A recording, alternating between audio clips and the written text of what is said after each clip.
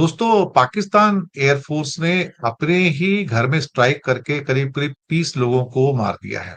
जी हाँ, अपने देश के एक एरिया में उन्होंने स्ट्राइक किया है और वहां पे 30 लोगों की मौत हो गई है। राजनाथ सिंह तो कुछ ना कुछ वाहियात बोलते ही रहते हैं। इस बार उन्होंने ऑपरेशन सिंदूर पर क्या कहते हैं कि फिर से एक वाहियात किस्म का बयान दे दिया है। वहां पर कोई दारा विलेज है, वहां पर रात को 2 बजे पाकिस्तान एयरफोर्स के JF-17 फाइटर प्लेन्स ने कम से कम 8 LS-6 बम गिराए। लेकिन भाई, आपको यह भी तो पता होगा राजनाथ सिंह की अभी सऊदी अरेबिया और पाक का समझौता भी हुआ है कि अगर आप पाकिस्तान पे अटैक करोगे तो भाई साहब वो सऊदी अरब पे अटैक माना जाएगा। तब आप क्या करोगे? सऊदी ने उसके साथ अभी पैक्ट कर लिया, आप क्या बात कर रहे हो? हमारे साथ कौन है? इंडिया ना इसराइल बनने की कोशिश कर रहा है। इसराइलीकरण हो रहा है इंडिया का, इसलिए दुनिया इंडिया से दूर जा रही है। ये समझ नहीं आता है। अमेरिका की छत्रछाया में पाकिस्तान और सऊदी अरब ने एक खतरनाक डिफेंस डील साइन की है और अब इस खेल में सबसे चालाक खिलाड़ी चीन भी कूद पड़ा है। चीन को लग रहा है कि उसे बैठे बिठाए एक बड़ी जीत मिल गई, क्योंकि इस डील का निशाना सिर्फ भारत ही नहीं बल्कि इजराइल भी है। बिस्मिल्लाहिर्रहमानिर्रहीम, अस्सलाम वालेकुम नाज़रीन, आप देख रहे हैं ग्लोबल अफेयर और मैं हूं मोहसिन नाना। नाज़रीन, जब से पाकिस्तान और सऊदी अरब के दरमियान ये इस्लामी एक नेटो बनी है, या एक आप यूँ कह लें कि डिफेंस जो डील पाकिस्तान और सऊदी अरब के दरमियान कायम की गई है, और इसको लेके भारत के अंदर अभी तक जो चीखें हैं, जो शोर है, जो खौफ है, ये ख़त्म होने का नाम नहीं ले रहा है। आप ज़रा ये भारतीय तज्ज़ियाकारों की गुफ्तगू सुने, फिर बात करते हैं। पाकिस्तान एयरफोर्स ने अपने ही कुछ एरियाज में एयर स्ट्राइक की। जी हाँ, खैबर पख्तूनवा प्रोविंस है, उसमें तिराह घाटी नाम की चीज है। वहां पर कोई दारा विलेज है, वहां पर रात को 2 बजे पाकिस्तान एयरफोर्स के JF-17 फाइटर प्लेन्स ने कम से कम 8 LS-6 बम गिराए। 8 LS-6 बम गिराए, जिससे 30 से अधिक लोगों की मौत हो गई, अपने ही नागरिक उनके मारे गए। गांव का बड़ा हिस्सा तबाह हो गया। जगह जगह बताया गया कि लाशें बिछी पड़ी हैं और लोग सो रहे थे तो तेज धमाकों की आवाज सुनाई दी। और JF-17 ने वहां पर जो बम गिराए हैं बहुत सारे, उससे 30 लोगों की मौत हो गई है। अब ये समझ में नहीं आया कि भाई अल्टीमेटली यहां पर ये ऐसा क्यों हुआ। ये पश्तून लोग हैं जिनके ऊपर ये हमला हुआ है, पश्तून लोग हैं। चलिए साहब, अब क्या कहा जाए। इसके बीच में राजनाथ सिंह, जी हाँ, राजनाथ सिंह का भी एक बयान आया है। और राजनाथ सिंह तो वैसे भी बहुत बार ना इस किस्म के वाहियात बयान देते रहते हैं, डिफेंस मिनिस्टर हैं इंडिया के। और पीओके के बारे में तो ये कई बार कश्मीर गए, सेनाओं को रेडी रहना चाहिए, भारत की जनता को रेडी रहना चाहिए, हम कभी भी पाकिस्तान में एंटर कर सकते हैं।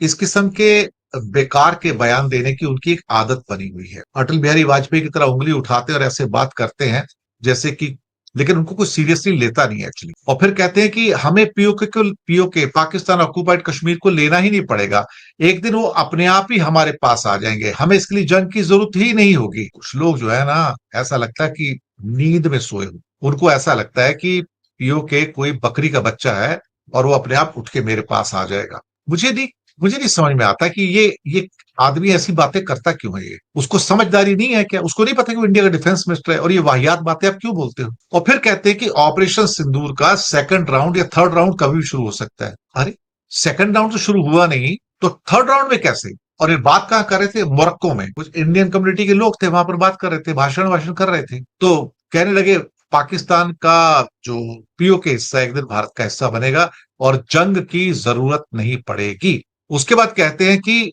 हम, अगर हमारे पर फिर अटैक किया तो ऑपरेशन सिंदूर 2 होगा और उससे हम उनको बचने नहीं देंगे। और एक बार फिर से उनको हम बिल्कुल क्या कहते हैं कि जंग के मैदान में खींच के ले आएंगे। और सभी सेना प्रमुखों से कहा कि हम एकदम तैयार हैं, किसी भी वक्त जंग शुरू की जा सकती है। लेकिन भाई, आपको यह भी तो पता होगा राजनाथ सिंह की अभी सऊदी अरेबिया और पाक का समझौता भी हुआ है कि अगर आप पाकिस्तान पे अटैक करोगे तो भाई साहब वो सऊदी अरब पे अटैक माना जाएगा। तब आप क्या करोगे? सोचने वाली बात है ना। मुझे लगता है कि भारत की पूरी जो सरकार है ना, इस टाइम वाहियात बातें कर रही है। उन्हें इस बात का एहसास नहीं हो पा रहा है कि वो क्या कह रहे हैं। बदहवासी वाले हालात हैं, क्योंकि इंडिया में बीजेपी की इस समय सरकार हिली हुई है। जेंजी सड़कों पर कभी भी आ जाए, इनका भरोसा नहीं है। जब सत्ता हिलती है तो इस किस्म के बेकार किस्म के लोगों को प्रोवोक करने वाले बयान दिए जाते हैं, यूके हमारा हो जाएगा। पिछले 5-7 सालों से ऐसी बातें बोल रहे हैं लोग। ये राजनाथ सिंह बोलते रहते हैं इस किस्म की। उनकी कोई अहमियत नहीं है, उनको कोई पूछता नहीं ना। उनको वो इसलिए बोलते हैं कि मैं मोदी की नजर में रहूं ताकि मेरा लोकसभा का इलेक्शन का टिकट ना कट जाए, उसको बस इतना ही है। और मेरी मिनिस्ट्री जो है ना वो बची रहे, तो मैं उसके लिए कुछ ना कुछ ऐसी धमकी देता रहूं पाकिस्तान को ताकि मेरा जो पोस्ट है वो बची रहे, मैं मजे करता रहूं। बाकी राजनाथ सिंह, कुछ लोग कहते थे ये वो आदमी है जो बाद में प्राइम मिनिस्टर भी बन सकता है। भाई अगर ऐसी सोच रखो तो प्राइम मिनिस्टर क्या, तो आप तो चपड़ासी बनने लायक नहीं हो, सच बात तो ये है। क्योंकि आपको सुबह से लेकर शाम तक अगर ऐसे वाहियात बयान देने हैं तो भाई मत दो ना, मत दो। आपको अंतरराष्ट्रीय उसके कॉन्सिक्वेंसेस नहीं पता क्या? हम तो स्ट्रेटेजिकली पूरी दुनिया में हार गए, डिप्लोमेटिकली भी पूरी दुनिया में हार गए। सपोर्ट तो पाकिस्तान को मिल रहा है ना, चाइना सपोर्ट करता है, टर्की सपोर्ट करता है, अमेरिका सपोर्ट करता है, सब तो उसको सपोर्ट करके बैठे हुए हैं। सऊदी ने उसके साथ अभी पैक्ट कर लिया, आप क्या बात कर रहे हो? हमारे साथ कौन है? लेकिन क्या कहते हैं ना कि वो एक हिंदी में कहावत है, आंख के अंधे नाम नैन सुख। आंख के अंधे नाम नैन सुख। तो पूरी बीजेपी ऐसी की ऐसी है, इन्हें कॉमन सेंस ही नहीं है क्या कर रहे हैं। ऑपरेशन 2, सिंदूर 2 कभी भी शुरू हो जाएगा, कर लो। किस बात पे? दुनिया फिर से हमें बुरा कहेगी, वो कहेगी तुम अटैक कैसे किया, मजाक बना लिया क्या आपने? जब दिल किया उठे अटैक कर दिया, जब दिल किया उठे अटैक कर दिया। ऐसे होता है क्या? इंडिया ना इजराइल बनने की कोशिश कर रहा है, इजरायलीकरण हो रहा है इंडिया का, इसलिए दुनिया इंडिया से दूर जा रही है। ये समझ नहीं आता है। अमेरिका की छत्रछाया में पाकिस्तान और सऊदी अरब ने एक खतरनाक डिफेंस डील साइन की है और अब इस खेल में सबसे चालाक खिलाड़ी चीन भी कूद पड़ा है। चीन को लग रहा है कि उसे बैठे बिठाए एक बड़ी जीत मिल गई, क्योंकि इस डील का निशाना सिर्फ भारत ही नहीं बल्कि इजराइल भी है। दरअसल सऊदी अरब और पाकिस्तान ने हाल ही में एक डिफेंस पैक्ट साइन किया। इस समझौते के तहत अगर किसी एक देश पर हमला होता है तो दूसरे देश को भी हमले का शिकार माना जाएगा। यानी पाकिस्तान पर कोई हमला हुआ तो सऊदी अरब सीधे सीधे उस जंग का हिस्सा हो जाएगा, और अगर सऊदी अरब पर हमला हुआ तो पाकिस्तान भी जंग में उतरेगा। डील साइन होते ही पाकिस्तान के रक्षा मंत्री ख्वाजा आसिफ ने गीदड़ भभकी देते हुए कहा कि पाकिस्तान अपने न्यूक्लियर हथियार सऊदी अरब के साथ साझा कर सकता है। यानी पाकिस्तान ने खुली धमकी दी कि उसका एटमी जखीरा अब सिर्फ उसका ही नहीं। ये बयान अब पूरे एशिया में हलचल मचाने वाला है।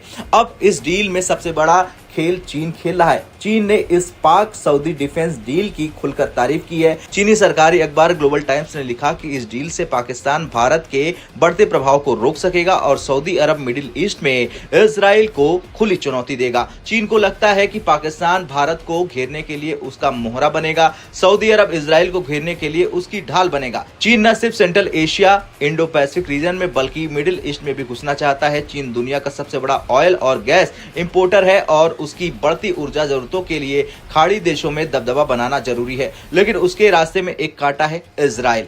इजराइल मिडिल ईस्ट का असली गेम चेंजर है। इजराइल ने कई बार कहा है कि चीन कतर के साथ मिलकर उसके खिलाफ खतरनाक चालें चल रहा। इजरायली प्रधानमंत्री बेंजामिन नेतन्याहू ने साफ चेतावनी दी कि चीन अगर हमारे खिलाफ काम करेगा तो हम भी उसे जीने नहीं देंगे।